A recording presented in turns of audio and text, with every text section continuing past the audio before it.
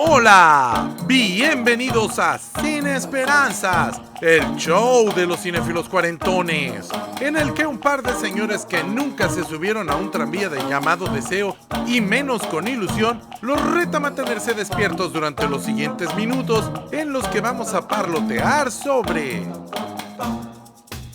La ilusión viaja en tranvía de Luis Buñuel. Bienvenidos, estamos aquí reunidos una vez más para celebrar nuestro ritual de amor por el cine en Cine Esperanzas, el show de los cinéfilos cuarentones en el que Paquito Rodríguez y un servidor, Fernando C. Fink, comentamos películas que nos han marcado, películas de nuevo estreno, películas que hemos estado revisitando, como la película que vamos a ver, de la que vamos a hablar hoy, que es La ilusión viaja en tranvía del maestro Luis Buñuel. Esta es una película que yo tuve que revisitar porque es de las pocas películas de Buñuel que yo vi en aquellas épocas, en mis años universitarios, gracias a el videoclub Zafararte, del cual hemos comentado, o más bien el cual hemos mencionado muchas veces aquí en estos micrófonos y con el cual estamos eternamente agradecidos, Paquito y yo, porque nos dio la oportunidad de conocer grandes obras históricas de autores relevantes de la historia del cine. O sea vivíamos en una colonia, o sea, en una ciudad pequeñísima, y las probabilidades de tener tan cerquita un videoclub como Zafararte se me hacen que son pequeñas, y entonces, pues Paquito y yo fuimos muy afortunados, y por lo menos yo gracias a ese videoclub fue que vi las películas que he visto de Luis Buñuel. Entonces, la película de La ilusión viaja en tranvía, yo sí la vi por ahí del año 99, tal vez 98, 99, pero pues obviamente que yo no me acordaba de nada. Entonces hace apenas un poquito más de una semana la volví a ver. Fíjense que estamos ya en el año 1954. Estamos hablando de que Luis Buñuel lleva más de 20 años haciendo cine. Es más, Luis Buñuel ya para si tomamos en cuenta sus cortometrajes, obviamente que yo diría que sí se tomen en cuenta porque son históricos, porque le dieron la vuelta al mundo, porque realmente revolucionaron una manera de hacer el cine. Pues El Perro Andaluz se estrenó en 1928, y La ilusión viaja en tranvía en 1954. O sea que estamos hablando de que ya llevaba 26 años haciendo cine Luis Buñuel. O sea, llevaba 26 años desde su auge, bueno, perdón, desde su debut histórico. Entonces, pues yo pienso que ya no estamos hablando de ningún jovencito, ya no estamos hablando de un director inexperto en lo absoluto, como cuando hablamos de El Gran Cavalera, que fue como dijo Paquito, según Buñuel, la película con la que aprendió a hacer cine normal. Los Olvidados no está muy lejos, es de 1950, pero entre Los Olvidados y La ilusión viaja en tranvía, Buñuel dirigió Susana, La hija del engaño, Subida al cielo, Una mujer sin amor, El bruto, y la película del capítulo anterior, bueno, perdón, la película Él, y la película del capítulo anterior, El bruto. Entonces ya estamos hablando de un cineasta experimentado, y creo que en la película de La ilusión viaja en tranvía sí lo muestra. Sin embargo, yo debo decir que es una de mis películas menos favoritas de Buñuel. Lo fue cuando la vi en aquellos años de mi adultez temprana y lo volvió a hacer en esta segunda revisión. Fue una de las películas que menos me encantaron de Buñuel, sin denostarla ni mucho menos. La verdad es que es una buena película que ya muestra a un cineasta con oficio. El guión, por supuesto, dentro de los varios guionistas de la película se encuentra, por supuesto, su amigo y colega Luis Alcoriza, y paisano también, del cual también hemos hablado muchísimo. Está una vez más Juan de la Cabada dentro de los créditos de guión. Está José Revueltas, el mexicano José Revueltas, y Mauricio de la Serna, también mexicano. La película narra la historia de dos trabajadores pues de una empresa de tranvías en la Ciudad de México. Empieza la película con una introducción muy interesante, con una voz en off y unas tomas estilo documental sobre la Ciudad de México, y la voz en off nos habla sobre lo que es el tranvía y sobre lo que es, cómo es la gente que viaja en tranvía, es decir, pues es la gente de la clase popular, por así decirlo. Sentí un poquito como un parecido con el cine de Sergei Eisenstein, en donde no hay un protagonista claro, sino que el protagonista son todos. El protagonista es el pueblo, es son los rostros de la gente anónima que viaja en el tranvía. Esa es la introducción de la película, pero después sí, la película por supuesto que sí tiene dos protagonistas, que son Juan Godínez, alias El Caireles, y Tobías Hernández, alias El Tarrajas, interpretados por Carlos Navarro y Fernando Soto, respectivamente. Y pues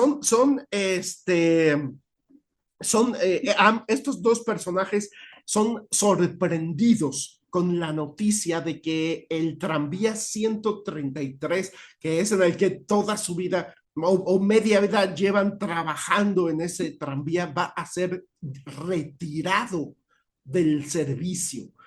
Y esto pues podría también llegar a significar que sus empleos estén pues en riesgo.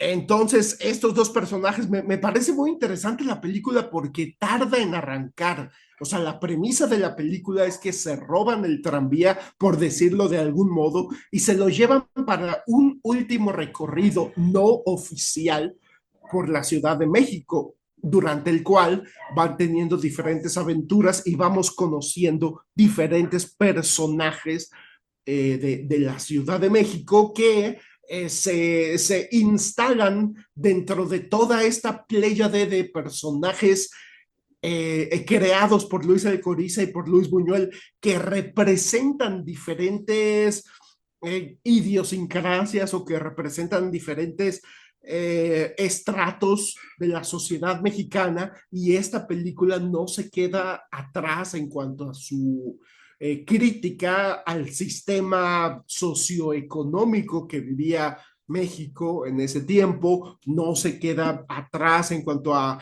crítica de la diferencia de clases sociales, y esto nos lo va mostrando a lo largo de su viaje. Tenemos a Lilia Prado haciendo un personaje muy similar al que hizo en Su vida al cielo, el personaje de Raquel, aunque no es un personaje tan seductor, ni no es una mujer fatal como Raquel, este personaje de Su vida al cielo, pero sí, pero sí tiene Lilia Prado un personaje femenino fuerte, un personaje, ella es la hermana de uno de esos dos personajes y la novia del otro, y sin lugar a dudas que Lilia Prado aporta a esta película, porque es como, pienso yo, como es como una contraparte. Ella es la Sí, y sí es un personaje coqueto, nada más que no es así la mujer súper mega seductora que fue en su vida al cielo, pero ella es la hermana de Tarrajas y es y me parece, y la novia de Caireles. Y bueno, la película, como les decía, tarda en arrancar. O sea, este viaje en tranvía que nos promete la premisa de la película, llega ya cerca de la mitad.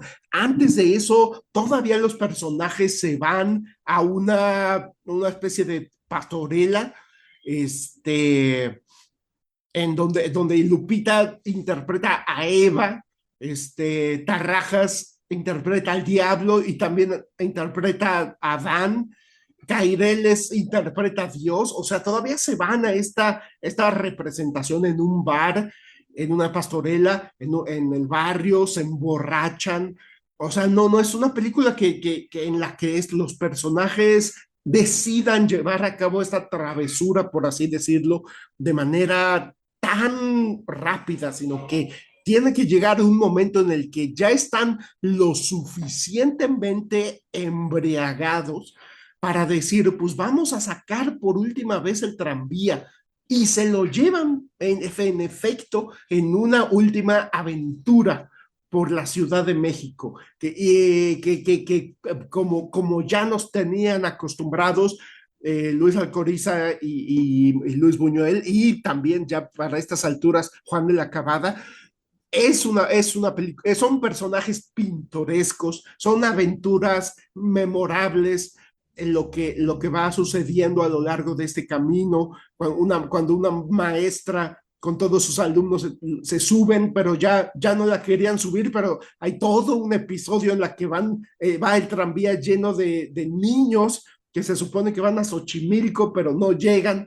Y también me parece que es una película que tiene bastante suspenso porque pues los personajes andan en Caireles y Tarrajas andan literalmente en su viaje, pero la empresa pues está todo el tiempo como el riesgo, y ahí es donde entra el personaje de Lupita, de Lilia Prado, está todo el riesgo de que los descubran y los corran.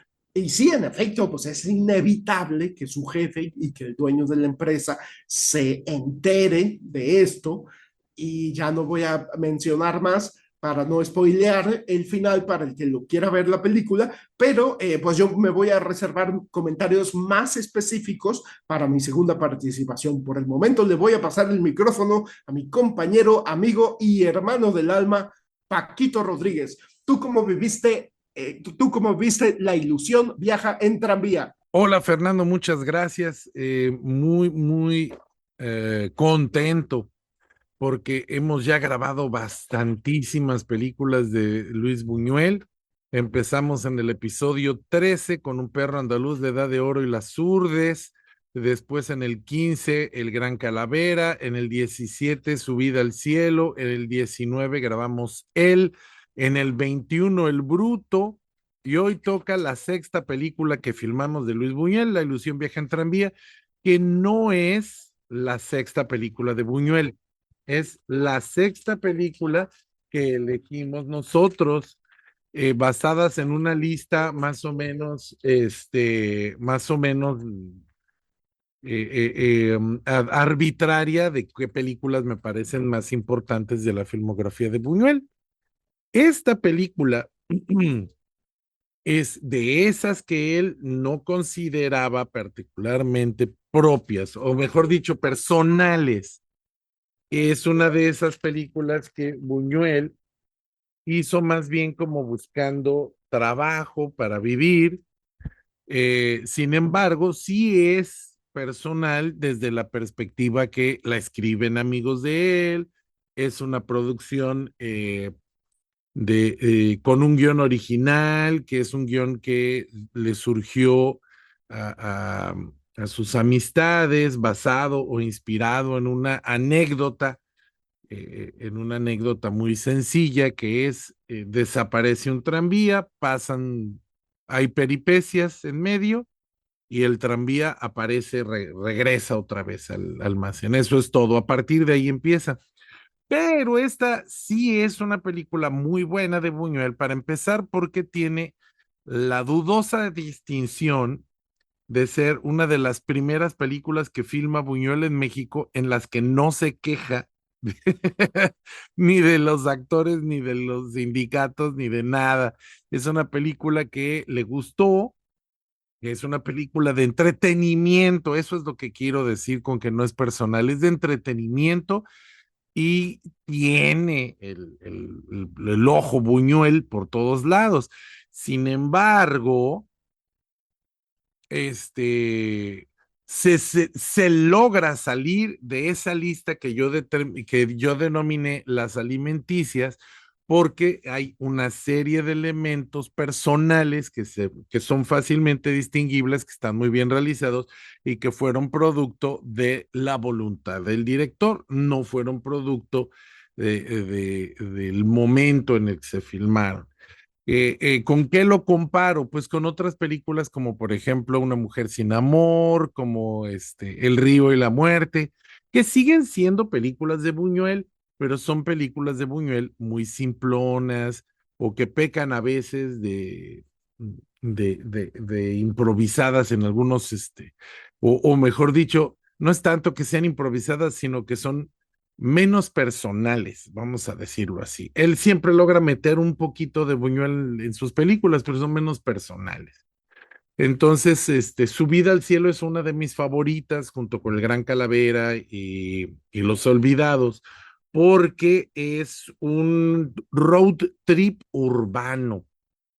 La comparan mucho con Subida al cielo, pues para empezar, porque sale Lilia Prado, y eso es nada más lo evidente, lo superficialmente obvio, pero la comparan con Subida al cielo porque también es una película de trayecto, es una película que va a transcurrir en un viaje lleno de peripecias y que va a terminar cuando se termine el viaje.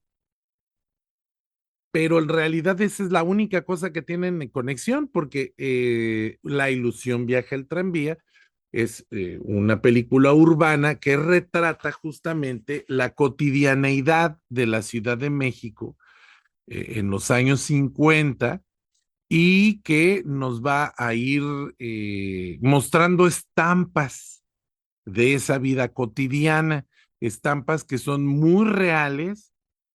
Algunos hasta dicen que es su película más cercana al neorrealismo italiano, con la diferencia de que él no emplea a gente real, él utiliza actores profesionales que son fácilmente identificables.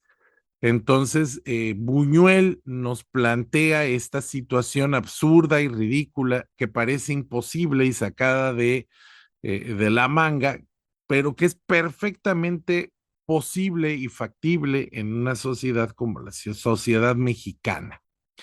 Una pareja de mecánicos que siente un afecto y una lealtad hacia un carro de tranvía que va a ser decomisionado, se lo roban una noche de copas para darle una última vuelta, pero se quedan dormidos y ya luego les gana la mañana y ya no saben cómo regresarlo al almacén sin que se den cuenta que se lo llevaron, porque pues, no solo los pueden correr, sino que los van a meter a la cárcel. Queda embarrada en la situación la hermana de uno de ellos y pues esa es una anécdota que le puede pasar a cualquiera en México. Sobre todo porque metes el alcohol, metes el alcohol en la jugada. Hay una serie de personajes que sostienen o articulan esta aventura, que son personajes que no son tan constantes en la película, es decir, que aparecen, cumplen y se van, pero que hacen que esta sea una colección momentos, de etapas y de personalidades muy enriquecedora. Por ejemplo, Lilia Prado es una mujer muy guapa, entonces hay muchos hombres que están detrás de ella, entre ellos uno de los mecánicos principales, el famoso Caireles, y hay otro que es un chofer de automóvil, y estos roces románticos pues van a seguirlos hasta que concluyan en un accidente automovilístico.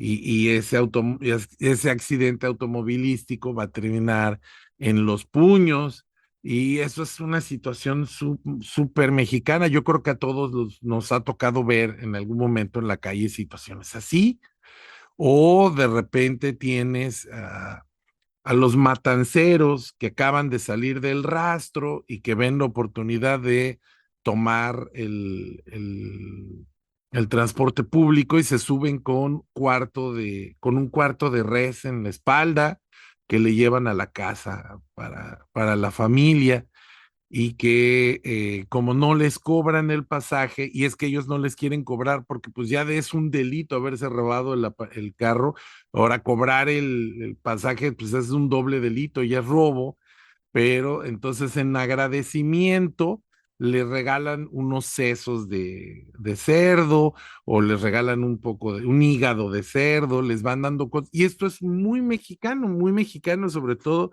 en una clase social trabajadora, en la clase social obrera. La película tiene también discurso social, que Buñuel dice que él no incluye el discurso social porque él quiera que su película sea una película crítica o una película politizada, que él pone ese discurso social en boca del personaje porque el personaje es así. Entonces él no lo hace, es decir, él no parte del discurso para hacer la escena, sino parte de la escena para hacer el discurso. Y nos hablan, por ejemplo, de la inflación, un discurso muy actual, que ahora 80 años después, o casi 90, a ver, 53, pues hace casi 70 años nos suena tan actual, ¿no? Y ya era una realidad y ya era un problema en esa época. Y además lo explica muy bien. Uno pensaría que él tenía la intención de educar al público, pero en realidad no. Dice que es sin intención, que el personaje para él habría tenido esa actitud, pero no es Buñuel el que está hablando a través del personaje.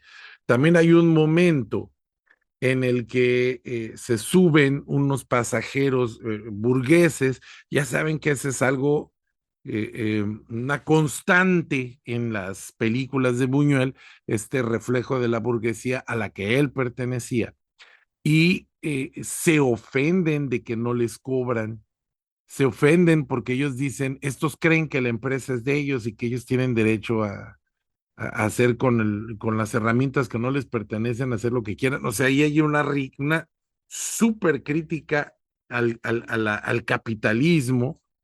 capitalismo rampante, agresivo y violento, y también, pues, que obedece a los personajes, no a la opinión de Buñuel, sino a lo que los personajes, según Buñuel, pensarían, que son estos eh, ¿cómo se llama? Burgueses, que por alguna razón salieron de alguna fiesta muy borrachos y tomaron el transporte público. Buñuel, yo sé que él utilizaba mucho el transporte público, no solo con intenciones artísticas, sino realmente se desplazaba en el transporte público y le gustaba. Él fue testigo de que la gente subiera al transporte público, pues cajas de frutas, guajolotes vivos y esas cosas, y cualquiera como nosotros que haya tomado un camión de tercera lo ha visto, es real, o lo era por lo menos en algún momento. Ahora los transportes urbanos ya no son así, pero también es que la ciudad creció mucho, ¿no? La ciudad creció mucho. Si nos vamos a un lugar un poco más rural, pues así va a seguir siendo. Hay otro momento en el que se sube una gringa una gringa que también se ofende de que no le cobren porque dice que es comunismo.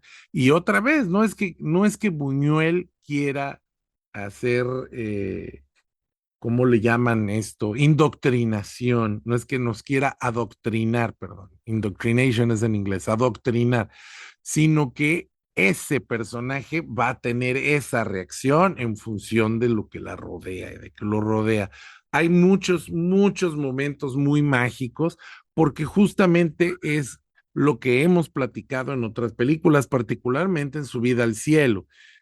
Para Buñuel y para estos escritores gachupines, la realidad mexicana era surrealista en función de su perspectiva europea, eurocéntrica, pero en ningún momento lo quieren hacer ver como algo negativo o como algo romántico, que es lo que yo le criticaría a películas como Nosotros los Pobres de Ismael Rodríguez, que son películas buenas, son melodramas. El gran melodrama mexicano es Nosotros los Pobres. Sin embargo, pecan de romantizar el, la pobreza y de romantizar folclore, el folclore urbano de México. Y Buñuel, yo en mi perspectiva, si ustedes no están de acuerdo, me lo pueden decir en los comentarios y con mucho gusto los leeré, pero en mi perspectiva, Buñuel no hace eso.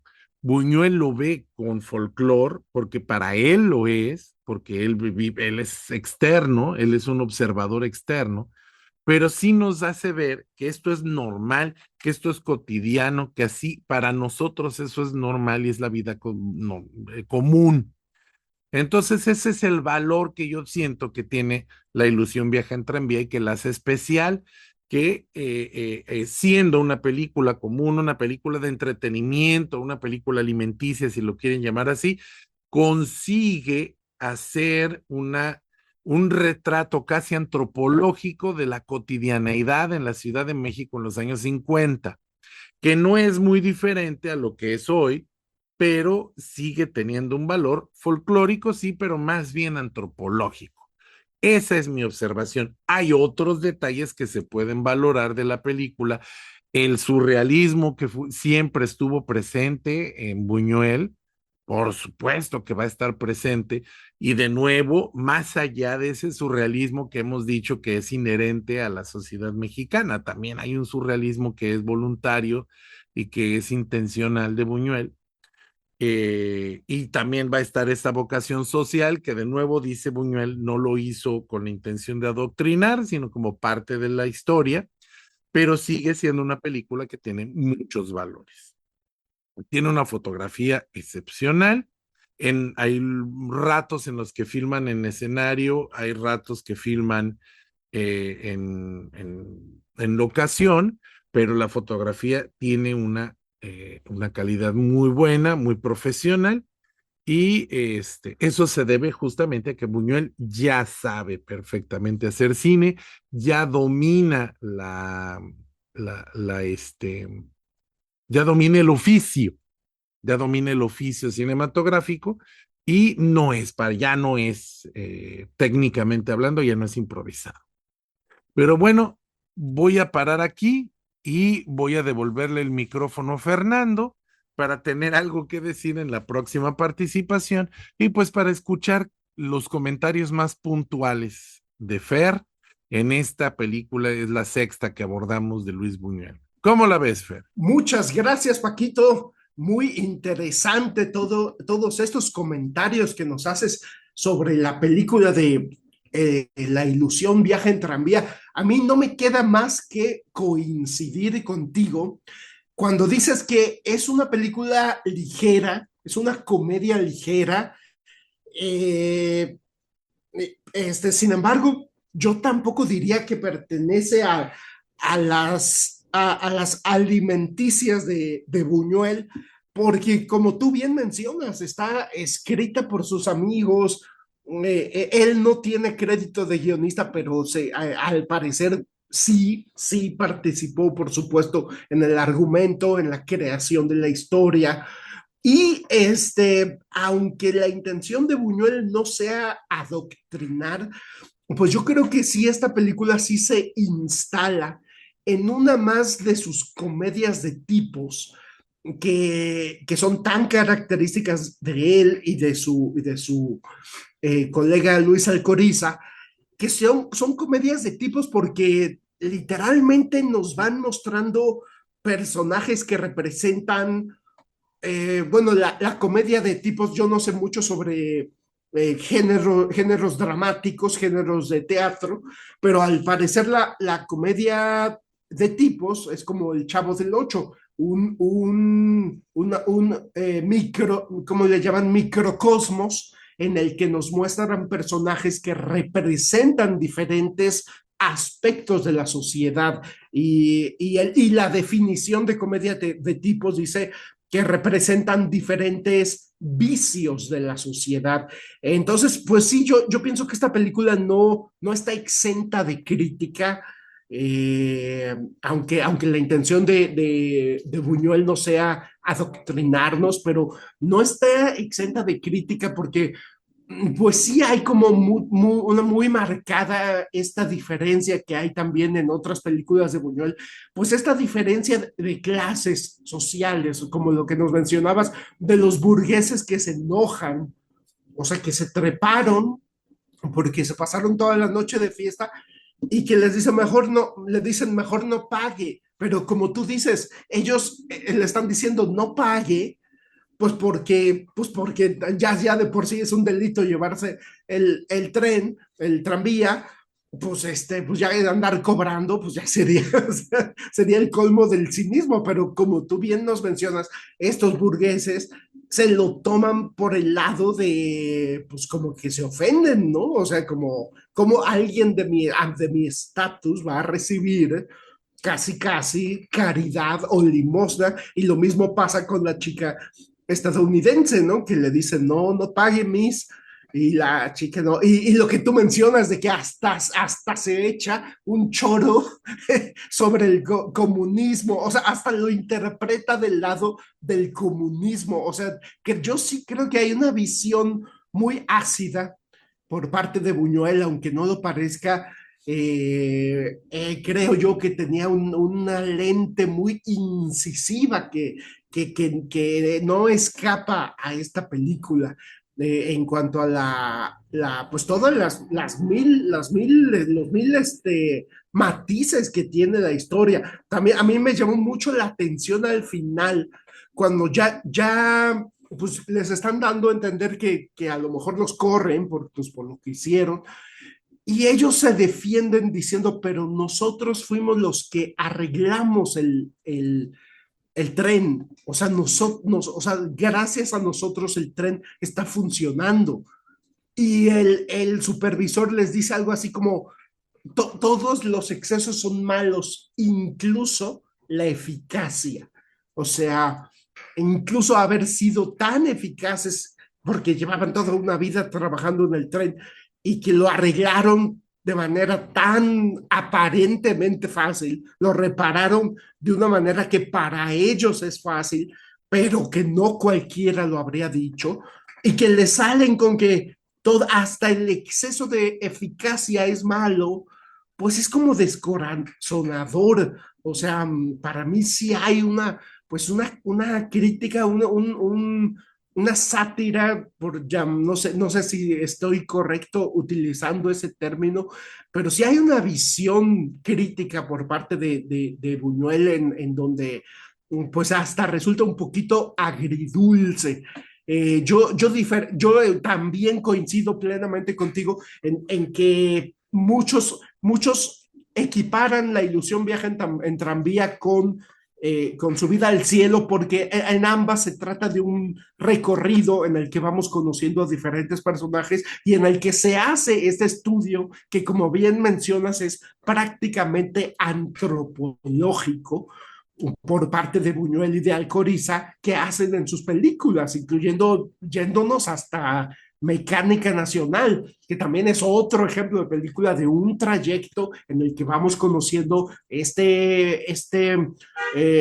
como le llaman, este mosaico de personajes mexicanos y esta manera que tienen de desentrañar que como tú bien dices, no es romántica como los grandes melodramas de Ismael Rodríguez, no, aquí en estas películas como Mecánica Nacional son viajes en los que desentrañan las dinámicas mexicanas sin tapujos.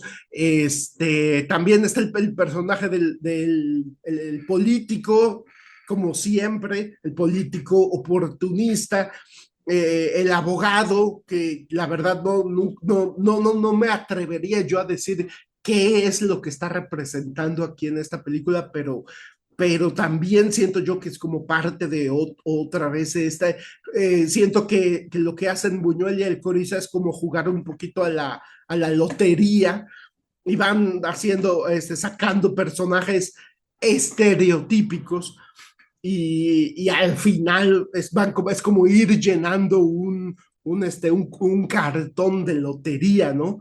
Y qué más podría yo comentar? Eh, pues también creo yo que el título de la película pues no es gratuito, o sea, el hecho de que, o sea, creo yo que se podría hacer una disertación que yo la verdad pienso que me queda grande, es decir, creo yo que, híjole, no estoy capacitado para hacer en este momento decir exactamente por qué la película se llama La Ilusión, pero creo yo que sí hay simbolismo, o sea, creo yo que sí, no sé, tan solo el hecho de que se hayan quedado dormidos de borrachos y que de repente digan, hijo, ¿y ahora qué hacemos? O sea, no podemos regresar porque en ese mismo momento nos van a agarrar y entonces se siguen de frente llevando pasajeros sin cobrar.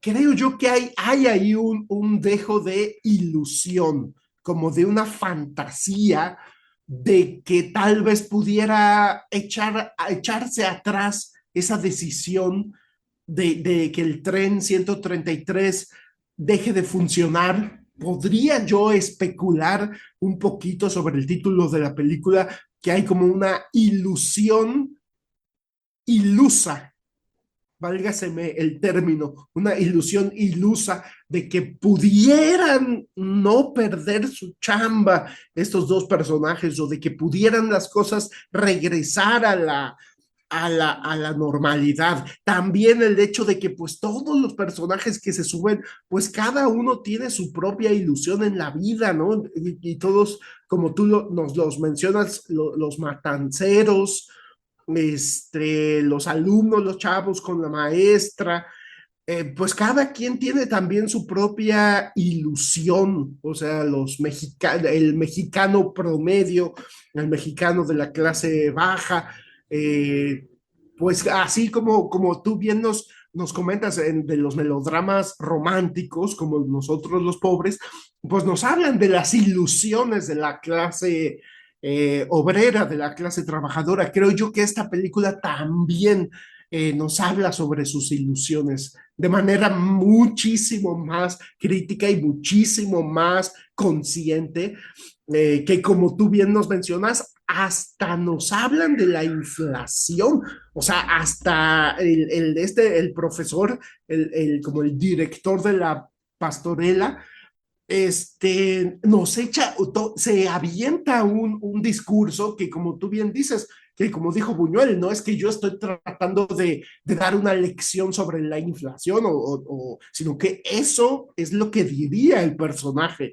Y estoy de acuerdo, ese profesor se aventaría ese discurso, o sea, era parte de las conversaciones sociales socioeconómicas y políticas que ya se estaban dando en 1954. Entonces, en ese sentido, creo que Alcoriza y Buñuel son visionarios, o sea, son verdaderamente adelantados a su época. Pero bueno, estoy de acuerdo contigo, no es una película idéntica a Subida al Cielo, ni mucho menos. Yo creo que Subida al Cielo es mucho más onírica, hasta en algún momento se la comparé con Apocalypse Now, se siente más como un viaje como por una especie de sueño o pesadilla, como se le quiera ver. Y esta película es mucho más realista y coincido con lo que tú mencionas. No se le podría llamar como igualita al neorrealismo italiano porque tiene actores profesionales que hacen un trabajo profesional, pero sí creo yo que es una película mucho más realista y una comedia ligera que es muy buñueliana y entonces, insisto, yo no la pondría tampoco en la lista de alimenticias. Y con esto termino mi segunda participación y te devuelvo el micrófono. Hola Fernando, muchas gracias por esos comentarios y en respuesta a tu comentario sobre el título de la película, históricamente Buñuel sí, ay, Buñuel afirmó que el título no se lo puso él, se lo puso el productor. Entonces fue un poquito sin querer, porque no había una intención o una intencionalidad de llamarlo La ilusión viaja en tranvía. Pero Tomás Pérez Turrent y José de la Colina, que son los que hicieron este libro de entrevistas que yo utilizo como la Biblia para entender la obra de Buñuel, Prohibido asomarse al interior, pues comentan que hay una fuerte eh, relación entre esta idea de que se duermen y tienen toda la peripecia y la peripecia termina en la noche y que es como si fuera todo el viaje del subconsciente durante el sueño. O sea que sí hay una posible, sí hay una fuerte, sí hay fuertes elementos para encontrar una relación entre que la ilusión viaja en tranvía y que esto es como un viaje que representa el inconsciente durante el sueño. Sí las hay, solo que no son intencionales. Dice Buñuel que él toma muchas decisiones con la intención de aportar realismo o cotidianeidad a sus películas y que de repente, pues los críticos hacemos ensayos de 10, 20, 30 cuartillas sobre eso, que nunca tuvo ninguna intención especial o psiquiátrica o psicológica detrás, pero también le preguntan, a ver, quién dijo? Y él dice, no, pues es que son mis amigos. A lo mejor los quemo, ¿no? Pero esto me hace pensar en lo mucho que me gusta del cine de Buñuel, que es algo que también tiene el cine de David Lynch, y lo hemos mencionado en estos micrófonos muchas veces, que las películas de ellos son más interesantes por la historia que el público se construye de ellas. Y esa es la magia o la ciencia, mejor dicho, detrás de estos directores, porque una persona que es pasiva, una persona que se sienta a recibir una información pasiva, pues las va a encontrar. Perdón, oye, ese bostezo quedó como si mandado a hacer. Las va a encontrar aburridas. Cuando tú ves películas de Buñuel, incluso las alimenticias, o cuando ves películas de David Lynch, es un acto activo.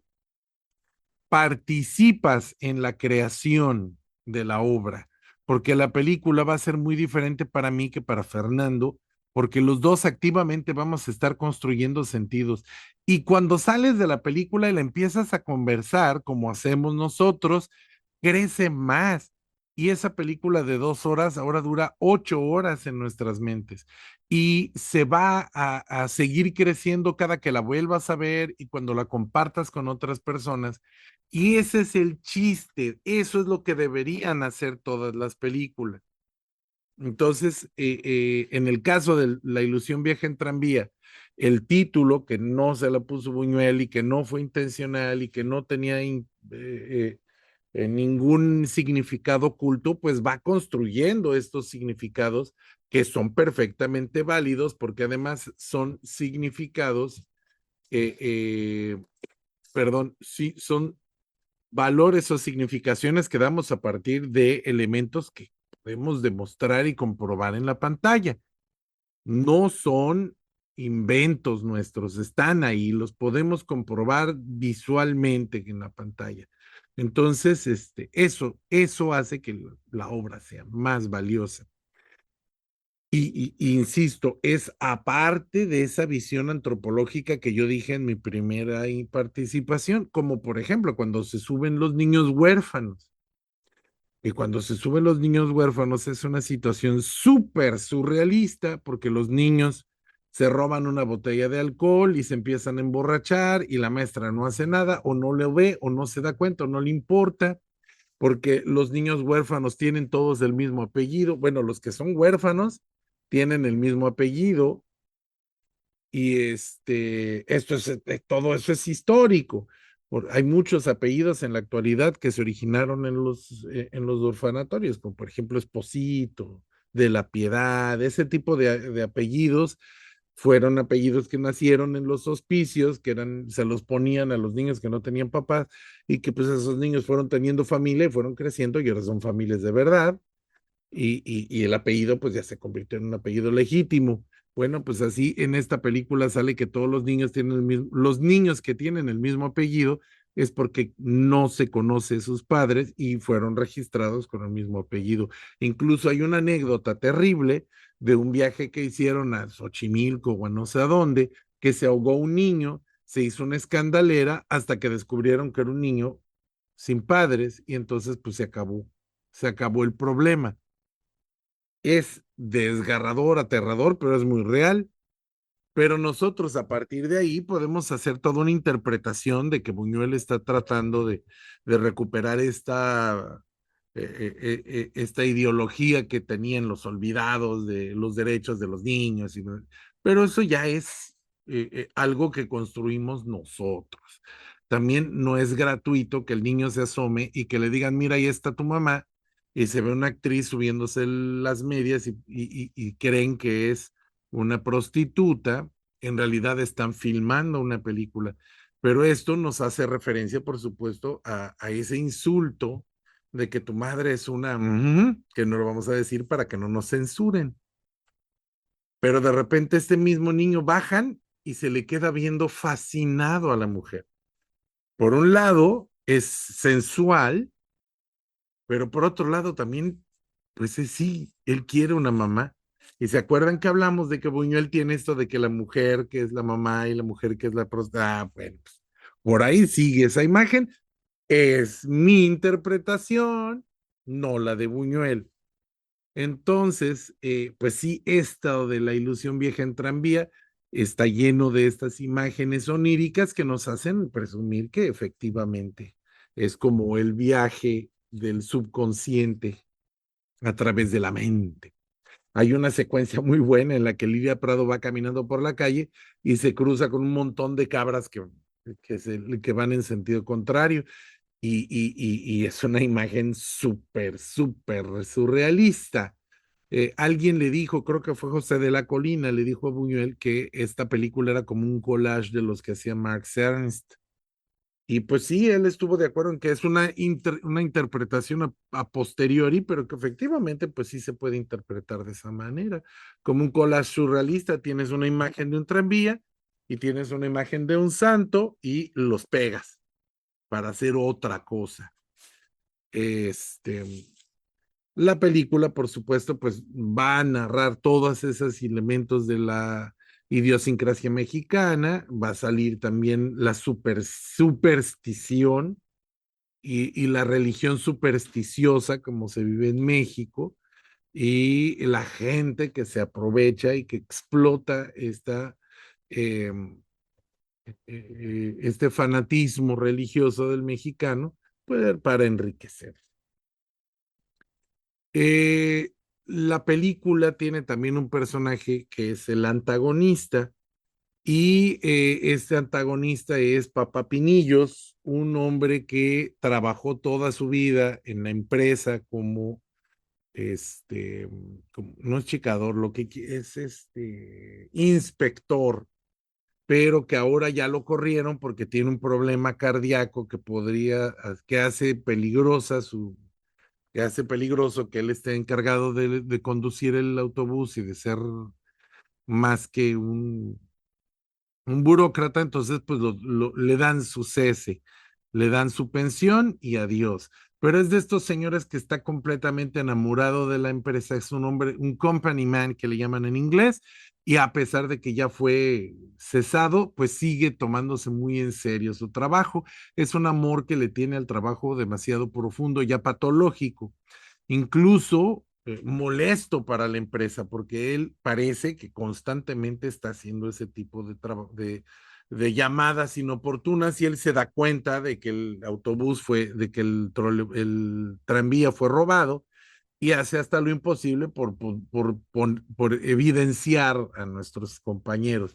Claro, a nosotros nos va a caer gordo porque nosotros queremos que ellos lleguen sanos y salvos a la estación, y pues va a estarlos todo el tiempo con un celo que va más allá de lo racional, tratando de atraparlos, el papá Pinillos. Y este papá Pinillos, pues es el traidor de la clase social. De nuevo, es un mensaje que no quería dar Buñuel, pero que lo dio. Es el traidor a la clase obrera. Es el obrero, el tío Tom, que acaba enamorado de los esclavistas y que en detrimento de sus colaboradores obreros, él va a acusarlos y a señalarlos ante la empresa, y la empresa es tan malagradecida y tan soberbia que no le va a creer, y en detrimento de sí misma lo va a tirar a loco. Entonces, ahí está esa crítica fuerte al capitalismo al corporativismo, que insisto, según Buñuel no era voluntaria, no era adrede, pero ahí está. Es ese personaje que va a traicionar a la clase obrera, porque por el otro lado tienes al velador. El velador a la primera se da cuenta que no está el autobús. Solamente se salvan porque les es leal y busca a la hermana y le dice, tu hermano hizo esto, y ella le dice, no, no, no nos eches de cabeza, y pues él, por lealtad a sus amigos, se aguanta y no los echa de cabeza y los protege, porque él sí tiene conciencia de clase. Él sabe que no solo los van a correr, los van a meter al bote, y fue una travesura de borrachos, no era malintencionada, y los va a apoyar.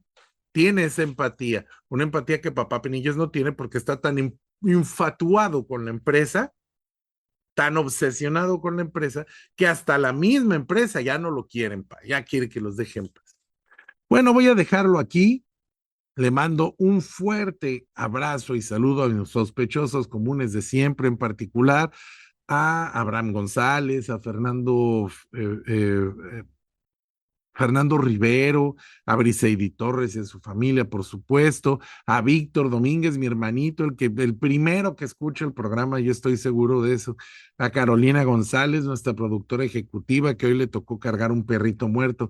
Dentro de varios días, varias semanas, cuando escuches este programa pregrabado, sábete que te amo mucho por haberte atrevido. A Mario Humberto, mi hijo, que es ya un niño muy grande. Espero que algún día lo podamos grabar cantando Eye of the Tiger para que vean qué bueno y qué inteligente es, pero por lo pronto que quede aquí constancia grabada del profundo amor y cariño que le tiene su papá. Y espero que cuando sea grande y escuche estos programas, si acaso no le da flojera, pues ya sepa que lo quise mucho y que lo admiré en su infancia. Le mando un fuerte abrazo a mi papá, a Julieta, que pues a mi papá le debo haber visto el cine mexicano con estos ojos. Es quien me inspira a seguir buscando en el cine mexicano estas joyas. A mi hermanita, y a todos los amigos que nos siguen en redes sociales. Espero que nos comenten, que nos pongan ahí algún comentario en YouTube o en Facebook para que sepamos qué opinan de nuestro programa. Y bueno, pues yo le devuelvo el micrófono a Fernando para que nos despida y para que pues ya cierre este programa.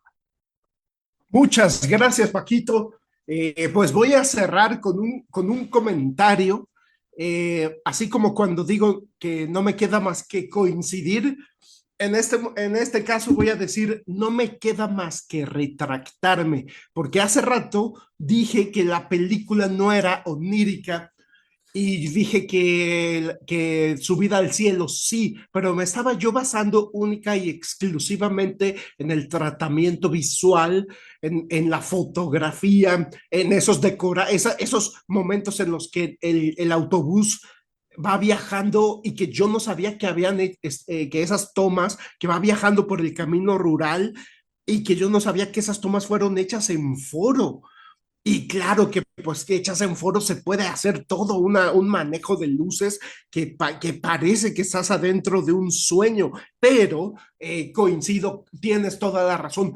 El hecho de que esta película tenga un tratamiento visual, estilístico mucho más realista, no le quita su lógica onírica. Y en efecto, sí, definitivamente que tiene la lógica de un sueño, ¿no? Son peripecias que van pasando una tras otra, que no se conectan dramáticamente, sino que se conectan más temáticamente y que como tú dices, tanto como las películas de David Lynch como las de Buñuel, uno se puede pasar horas encontrándoles cosas que ellos mismos, por lo menos conscientemente, no quisieron decir. Y solo también quisiera comentar algo que dijo Kubrick. Dijo, que Dios te salve de saber, de escuchar lo que quiso decir el director de una película antes de verla, porque ya te la arruinó. Entonces, y Kubrick, tanto Kubrick como David Lynch eran muy reacios a hablar sobre lo que querían decir, pero evidentemente hay mucho que se les puede encontrar como a las películas de Buñuel. Yo me despido enviándole un abrazo y un agradecimiento a nuestra productora ejecutiva Carolina González Palazuelos, que nos permite tomarnos este tiempo para hacer el podcast. Un abrazo a su hijo Mario Humberto, un abrazo y agradecimiento a Paquito por todo el tiempo que le dedica al podcast y un abrazo y agradecimiento a usted que nos está escuchando debrayar sobre cine. Yo soy Fernando C. Fink y nos vemos hasta la próxima.